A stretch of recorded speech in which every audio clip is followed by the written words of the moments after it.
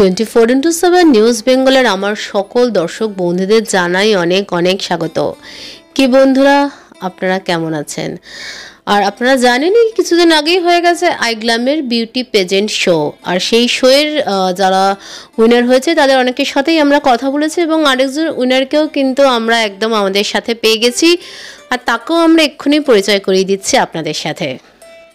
আমার সাথে আমি পেয়ে গেছি আইগ্ল্যাম মিসেস গোলাপপাড়ি বেঙ্গল 2024 মধুস্নাতা গুহ। মধুস্নাতা, তুমি কেমন আছো? থ্যাংক ইউ, খুব ভালো আছি। এই যে এত বড় খেতাব একটা তুমি জিতলে, তা তোমার কি কলকাতাতেই বড় হয়ে ওঠা? না, কলকাতাতে ঠিক বড় হয়ে ওঠা না, এডুকেশন এবং কর্মসূত্রে আমি কলকাতায় এসেছি বা থাকি। আমার বড় হয়ে ওঠা মালদাতে। তো মালদাতে বড় হয়ে ওঠা এবং সেখান থেকে চাকরি জীবন ওখানেই? চাকরি জীবন এখানে। আসলে আমি 2012 সালে ক্লাস 12 কমপ্লিট করার পরেই আমি কিংফিশার এয়ারলাইন্সে এয়ার হোস্টেস হিসেবে কাজ করতাম। সেখানে আমি 2 বছর মতো চাকরি করেছি এবং তাই জন্যই কলকাতায় আসাটা। সেই এয়ার হোস্টেসের জীবনটা তোমার কেমন ছিল? ওটা তো অনেকেই অনেকের কাছে জিনিসটা স্বপ্ন যে আমি এরকম সবসময় আমি আকাশেই উঠবো।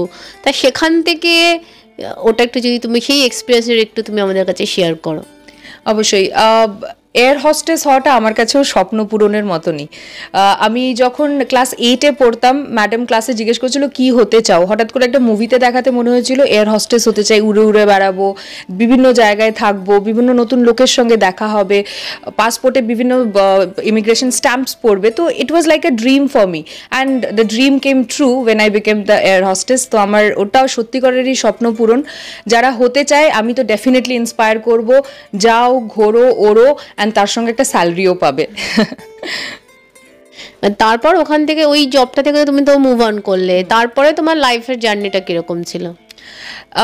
আপস অ্যান্ড ডাউনস ডেফিনেটলি ছিল। মানে এয়ার হোস্টেসের চাকরি ছাড়ার কারণ হচ্ছে হোম সিকনেস। বাবা মাকে ছাড়া কিছুভাবেই থাকা যায় না, তো সেটা আমারও হয়েছে। আমার বাবাও আমাকে ছাড়া থাকতে পারেনি। মোস্টলি মা আমার সাথেই থাকতো, তো মায়ের অসুবিধা হয়নি। বাট তারপরে আমি আমার এডুকেশন কমপ্লিট করে now I am a professor. আমি বিজনেস কমিউনিকেশনস পড়াই in a hotel management college. আকাশে ওড়ার চাকরি, তারপরে সেখান থেকে অধ্যাপিকা, তারপরে কিন্তু হঠাৎ করেই এই ক্রাউনটা তার মাথায়। এবার যেখানে বুঝি অধ্যাপিকা থেকে এই ক্রাউনটা কি করে তার মাথায় এলো? মায়ের একটা স্বপ্ন থাকে, সবার মায়ের একটা স্বপ্ন থাকে। আমার মায়েরও এরকমই একটা স্বপ্ন ছিল। যখন আমি এয়ার হোস্টেস হই তার ঠিক 2 দিন আগে আমি জানতে পারি, মানে চাকরিটার অফার লেটার আসার 2 দিন আগে আমি জানতে পারি যে মা আমাকে না বলেই একটা পেজেন্টে আমার নাম পাঠিয়েছিলেন এবং সেখানে আমার ফটো দেখে সিলেক্টও হয়েছিলাম। বাট যেহেতু ড্রিম জব পেয়ে গেছি তাই সেটাতে আর ধ্যান না দিয়ে আমি চলে গেছিলাম। আফটার দ্যাট অনেকগুলো বছর পেরিয়ে গেছে, মাও সোশ্যাল মিডিয়া থেকে যখনই কোনো পেজেন্ট দেখতো পাঠাতো, আমি অতটা ধ্যান দিতাম না। এই কারণেই দিতাম না কারণ আমি ভাবতাম হয়তো I am not enough to have that Glamour. But যখন আমি আইগ্ল্যামের ব্যাপারে জানতে পারলাম, এটা আমি আমার অফিসের থ্রুতেই জানতে পেরেছি, আমার অফিসের একজন ম্যাডামের থ্রুতে। তো আমি যখন আইগ্ল্যামের নাম রেজিস্টার করলাম, আমার অডিশন হলো, সিলেক্টেড হলাম, এইভাবেই আমার জার্নিটা ultimately till this crown is the thing that I have achieved. এই যে তুমি বলে যে আইগ্ল্যামে গেলে এবং অডিশন হলো, সেখান থেকে তো একটা গ্রুমিং সেশন চলে এবং সেখান থেকে ফাইনাল ওই দিনটার ওই কটা দিনের জার্নিটা, সেই এক্সপিরিয়েন্সটা কীরকম এবং সেখান থেকে তুমি আইগ্ল্যাম থেকে কতটা তুমি সহযোগিতা পেলে? আমি সত্যি বলছি, আমার এই ইন্ডাস্ট্রির কোনো এক্সপিরিয়েন্স ছিল না। অডিশনের পরের মুহূর্তেতেই দেবযানী ম্যামের সঙ্গে এবং তার টিমের সাথে, মানে আইগ্ল্যাম টিমের সাথে দেখা হয়। আমাদের প্রপার 3-4 দিন 5 দিনের গ্রুমিং সেশনস হয় এবং সেগুলো আমরা অ্যাটেন্ড করি। মানে আমি বললে হয়তো মনে হবে বিশ্বাসযোগ্য নয়, বাট সত্যি করে দেবযানী ম্যাম, আমি রাত্রি 11টার সময় ফোন করলে উনি কথা বলেন, যখন ফার্স্টে কি ম্যাম আমি কিচ্ছু জানি না, তখন বললাম সব হয়ে যাবে, পেশেন্স রাখো। শি ইজ এক্সট্রিমলি সাপোর্টিভ, মানে এতটা সাপোর্টিভ যে হয়তো আমার মনে হয় she is just my next home, মানে নিজের বাড়ির মতো ফিল হয় ওনার সাথে। সেকেন্ডলি আইগ্ল্যাম টিমেও এত সুন্দর লোকজন আছে, যেখানে আমি মনে করেছিলাম যে আমার হয়তো বয়স হয়ে গেছে, এখন আমি আর পারবো না ফ্যাশন ইন্ডাস্ট্রিতে যেতে পেতে বা কাজ করতে মায়ের স্বপ্ন পূরণ হবে না। সো সেখান থেকে যখন আইগ্ল্যামের ব্যাপারে জানতে পারি, সেখানে যাই, গিয়ে দেবযানী ম্যাম এবং তার টিমের সাথে আলাপ হয়, বাকি আরও এত সুন্দর সুন্দর মহিলা। আইগ্ল্যামের জানবেন যে এই বছর বয়স ওয়াজ নট আ ফ্যাক্টর, তো সেখানে আমি কবিতা ম্যামের মতো একজন সুন্দর মহিলাকে দেখা হয়, তাকে দেখে ইন্সপায়ার্ড হই। Plus obviously iGlam team, Debjani ma'am, এরা এত সুন্দর করে শেখায় যে আমার মনেই হয় না যে ইন্ডাস্ট্রিটা আমার কাছে নতুন। It's an wonderful experience that I had.